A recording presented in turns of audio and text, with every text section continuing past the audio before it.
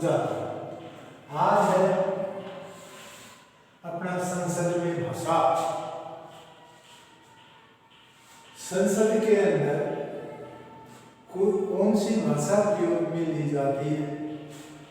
संसद में दो भाषाओं का प्रयोग होता है, हिंदी और अंग्रेजी।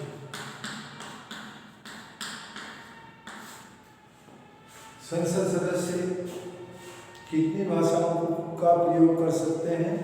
दो भाषा, जिसमें एक हिंदी है हमारी राष्ट्रभाषा और दूसरी अंग्रेजी। अब यदि कोई सदस्य ऐसा है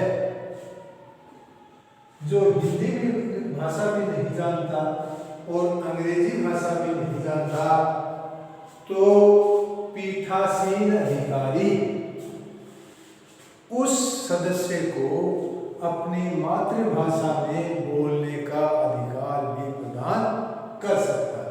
यानी पीठासीन अधिकारी उसे अपनी जो उसकी क्षेत्रीय भाषा है, जो सदस्य जानता है, उसमें भी बोलने की अनुमति दे सकता है। मुख्य बात यह हुई कि संसद में दो भाषाएं मुख्य रूप से काम में ली जाती हैं, हिंदी और अंग्रेजी। यदि कोई सदस्य इन दोनों भाषाओं को ही नहीं जानता, तो वो अपनी क्षेत्रीय भाषा में भी पीठासीन अधिकारी की अनुमति से बोल सकता है। तो ये हुई संसद में भाषा। अब है मंत्रियों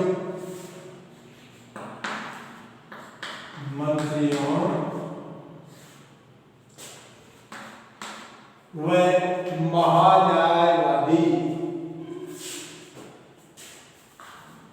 मंत्रियों एवं महान्यायवादी।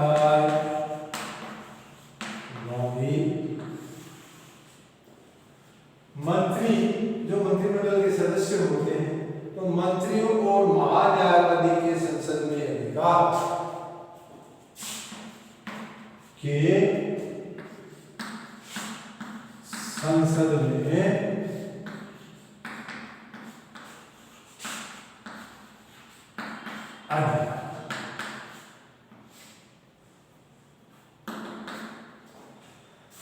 यानी जो मंत्री हैं और जो महान्यायवादी है, उसे संसद में क्या अधिकार होते हैं, इसके लिए संविधान के अनुच्छेद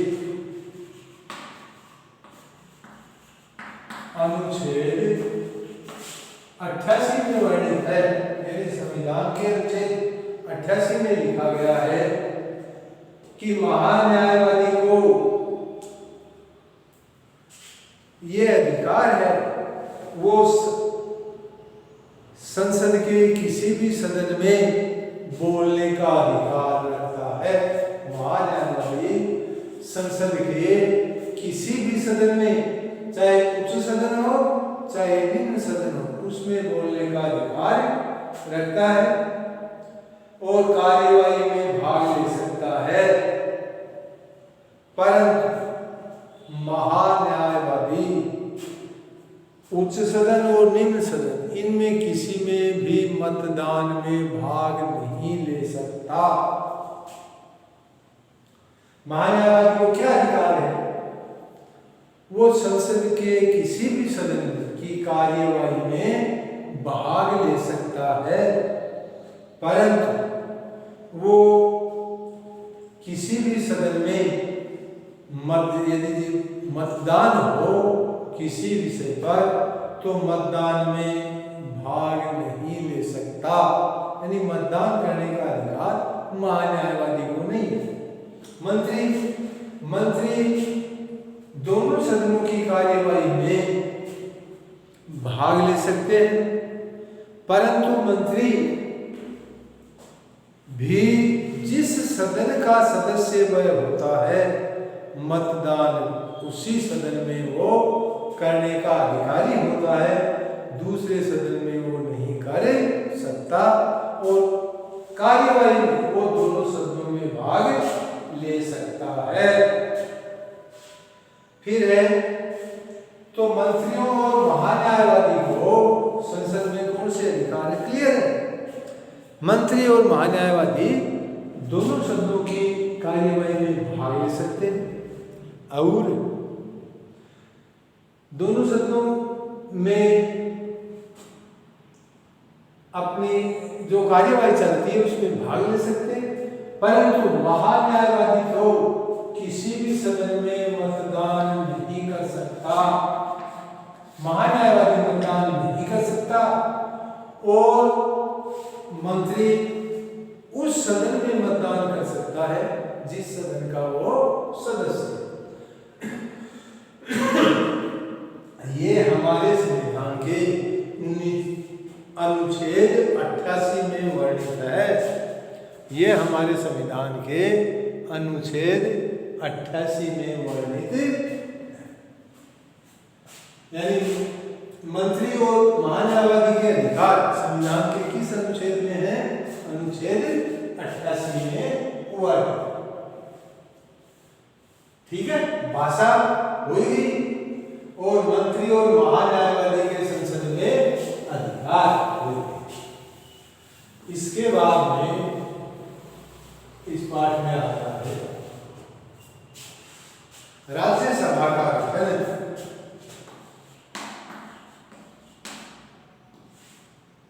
राज्यसभा का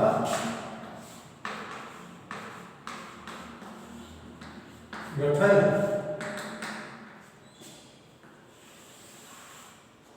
अपन ने लोकसभा का गठन देखा था। दो सदन है, लोकसभा और राज्यसभा। अब राज्यसभा का गठन कैसे होता है? राज्यसभा का गठन की व्यवस्था अनुच्छेद 80 के अंदर वर्णित है। अनुच्छेद 80 में ये वर्णित है कि राज्यसभा का गठन कैसे होगा। इसके अनुसार राज्यसभा की कुल सदस्य संख्या 250। राज्यसभा के कुल सदस्य कितने होंगे? 250। राज्यसभा के सदस्य होंगे 250। इनमें से 12 सदस्य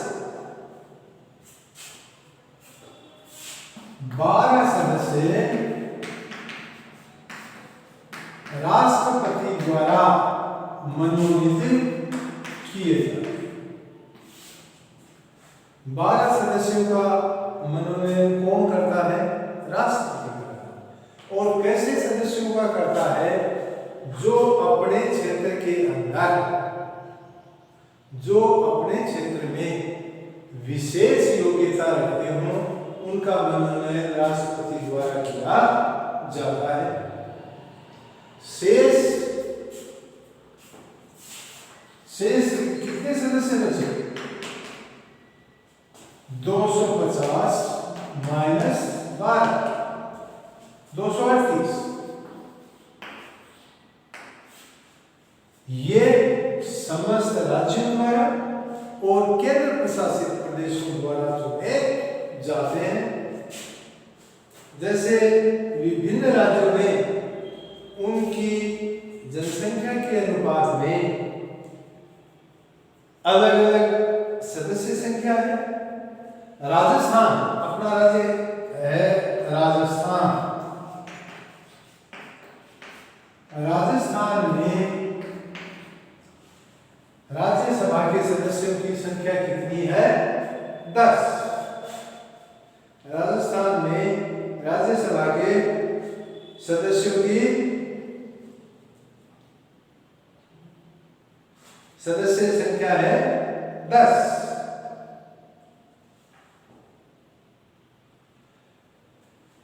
हमारी जो राज्यसभा में जो सदस्यों की संख्या निर्धारित की गई वो सभी कई देश ऐसे हैं जिनमें राज्यसभा में, स्थायी सदन में प्रत्येक राज्य की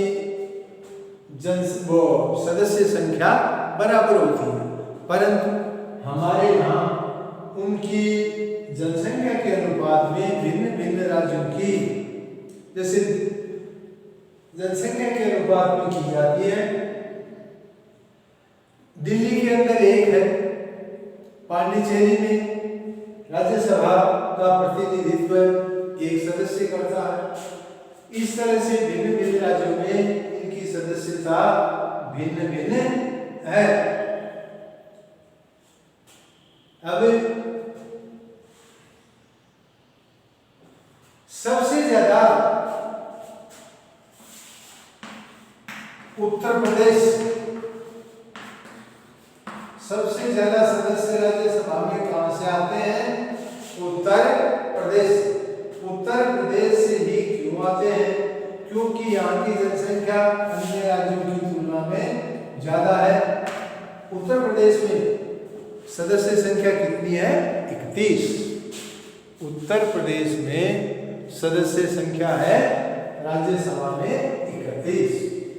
ये विशेष रूप से याद रखना कि राज्यसभा की सदस्यों की संख्या होती है 250। ये संविधान के किस अनुच्छेद में वर्णित है? ये संविधान के अनुच्छेद 80 में वर्णित है कि राज्यसभा होगी और राज्यसभा के सदस्यों की संख्या कितनी होगी? 250।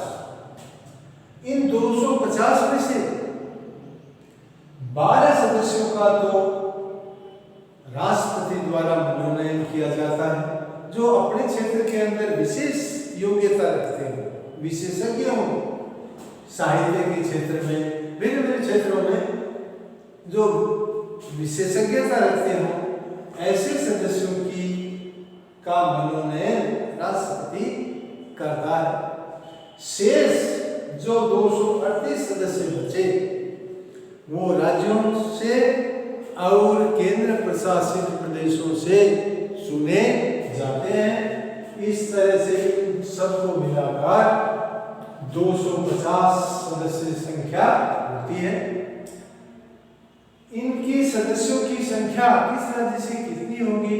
उनकी जनसंख्या के अनुपात के आधार पर निर्धारित की गई है। जैसे हमारे राजस्थान की में राज्यसभा के सदस्यों की संख्या है 10। यूपी जो सबसे बड़ा है, जनसंख्या ज्यादा है, तो उत्तर प्रदेश में राज्यसभा के सदस्यों की संख्या है 31। केंद्र शासित प्रदेश पांडिचेरी, दिल्ली, यहाँ सदस्य संख्या है पांडिचेरी की भी 1, दिल्ली की भी 1। इस तरह से इनके सदस्यों की संख्या होती है और राज्यसभा का गठन किया गया। अब राज्यसभा का निर्वाचन, राज्यसभा के सदस्यों का निर्वाचन, राज्यसभा के सदस्यों का निर्वाचन, यानी राज्यसभा के सदस्यों का निर्वाचन, इनको कैसे चुना जाता है? इनका निर्वाचन आनुपातिक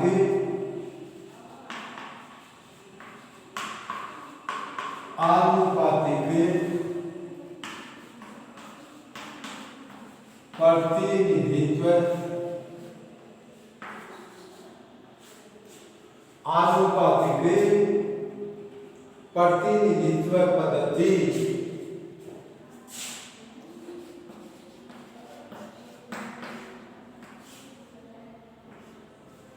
आनुपातिक प्रतिनिधित्व पद्धति के आधार पर राज्यसभा के सदस्यों का निर्वाचन किया जाता है।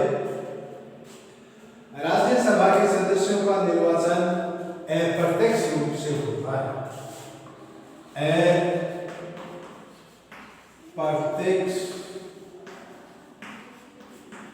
रूप से होता है। लोकसभा के सदस्यों का निर्वाचन जनता प्रत्यक्ष मतदान प्रणाली द्वारा करती है, यानी सीधा अपने मत देकर लोकसभा के सदस्यों का निर्वाचन करती है, चुनाव करती है। परंतु राज्यसभा के सदस्यों के चुनाव में कौन सी पद्धति अपनाई जाती है? आनुपातिक प्रतिनिधित्व पद्धति। एक ये याद रखना कि कौन सी निर्वाचन पद्धति द्वारा चयन किया जाता है राज्यसभा के सदस्यों का? आनुपातिक प्रतिनिधित्व पद्धति। और किस रूप से होता है इनका निर्वाचन? अप्रत्यक्ष रूप से होता है, यानी जनता राज्यसभा के सदस्यों का सीधा चुनाव नहीं करती। और राजस्थान से जो आपने अभी पढ़ा था, कितने सदस्य हैं? 10। तो राजस्थान की विधानसभा में कितने सदस्य हैं? 200। राजस्थान की विधानसभा के सदस्यों की संख्या कौन सी है? 200। तो ये 200 विधायक मिलकर उन राज्यसभा के सदस्य के लिए चुनाव करते हैं, यानी अपना मत देते हैं। इसमें गुप्त मतदान प्रणाली पर खुली मतदान व्यवस्था को अंगीकार किया गया है। राज्यसभा का निर्वाचन करने की जिम्मेदारी कौन करता है? भारतीय निर्वाचन आयोग। भारतीय निर्वाचन आयोग राज्यसभा के सदस्यों का चुनाव कराने का जिम्मा भारतीय निर्वाचन आयोग संभालता है। ठीक है। अब है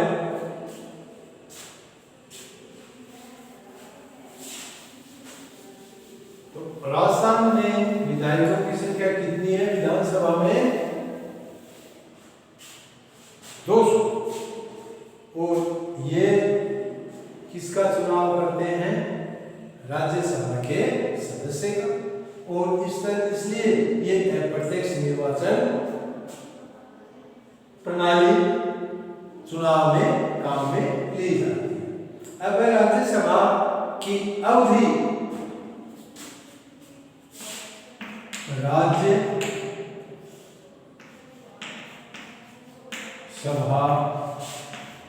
की अवधि, राज्यसभा का जब किसी सदस्य का निर्वाचन होता है तो कितने वर्ष तक के लिए होता है? 6 वर्ष। कितने वर्ष के लिए होता है? 6 वर्ष के लिए। अब जो जनप्रतिनिधित्व अधिनियम 1951, जनप्रतिनिधित्व कानून 1951 में यह तय किया गया कि राज्यसभा की अवधि, यदि किसी व्यक्ति का निर्वाचन होता है तो वो कितने वर्ष के लिए होगा? 6 वर्ष के लिए होगा। और प्रत्येक 2 वर्ष पश्चात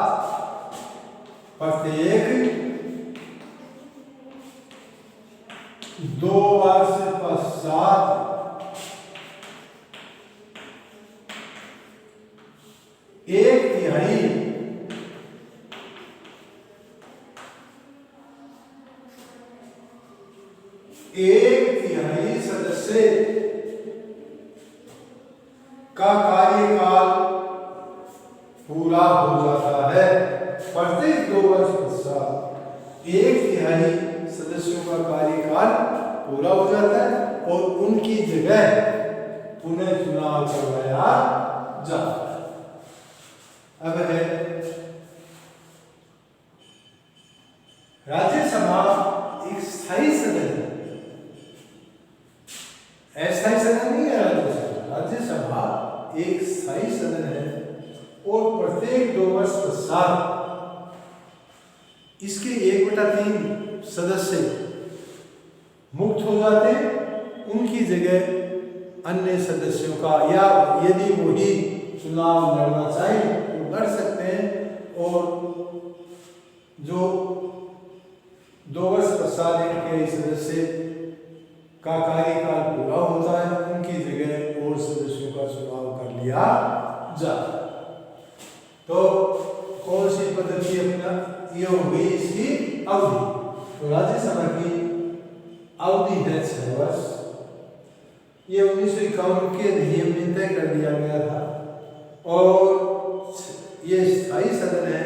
प्रत्येक 2 वर्ष पश्चात 1/3 सदस्य वापिस रिटायर हो जाते हैं और उनकी जगह नए चुनाव कर लिया जाता है। फिर राज्यसभा के पदाधिकारी,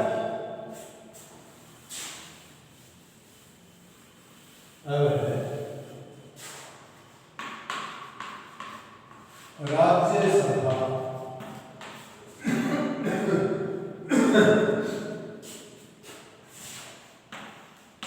पदाधिकारी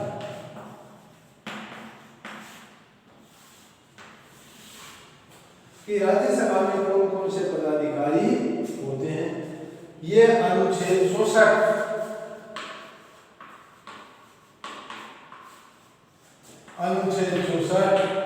और अनुच्छेद 89 इनके अंदर भारत का उपराष्ट्रपति भारत का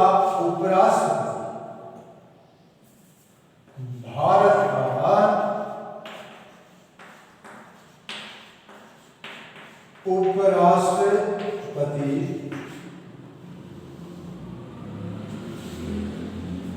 अनुच्छेद 64 और 89 में यह वर्णित है कि भारत का उपराष्ट्रपति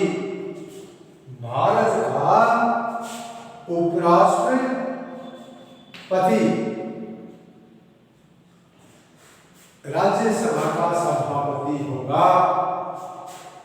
उपराष्ट्रपति राज्यसभा का पदेन सभापति होगा। और अनुच्छेद 64 ये कहती है कि भारत का उपराष्ट्रपति राज्यसभा का पदेन सभापति होगा। और अनुच्छेद 89 में वर्णित है कि एक उपसभापति भी राज्यसभा का होगा। ये उपसभापति राज्यसभा के सदस्य अपने में से ही किसी सदस्य का चुनाव करते हैं।